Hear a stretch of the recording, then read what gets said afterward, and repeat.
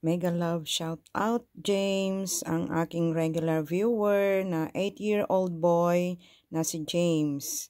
Mega love shout out sa'yo. So yun, tatandaan mo lahat ng mga sinasabi ko sa videos na ina-upload ko at magpapalaro soon ang iyong tita LQV sa mga bata at saka sa mga regular viewers, mga kaibigan mo man at saka iba pang mga followers ng Lady Queen the Pet Lover. Very soon, pag lumaki na ang bahay ni Tita LQV, magpapalaro ako at mamimigay ng regalo. Pag lumaki ang bahay ng tita nyo. Yay! For the meantime, ito, tidy up ulit ang yung tita. Kasama ang aking alagang pusa na si Lucky Boy. Ito si Lucky, one eye. Nagkaroon ng infection ang kanyang mata. Hindi siya inborn pero naoperahan ang kanyang mata. Kaya naiwan yung kanyang isang mata. So, still Lucky Boy. Nababagay sa kanya ang kanyang pangalan na Lucky. Diba?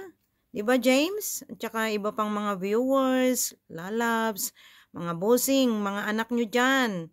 Mga mamshis, mga anak nyo dyan na mga nanonood ng mga videos ko.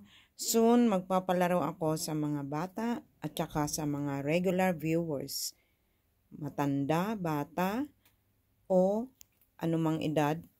Dahil pang wholesome naman itong mga videos ko na ina-upload ko.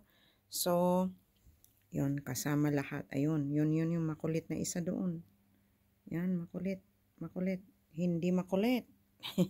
Makulit o hindi makulit? Ang makulit doon, yun na nandun kanina pinakita ko, siya si Lemon. Kapatid ni Lucky Boy. Si Lemon ay isang babaeng pusa.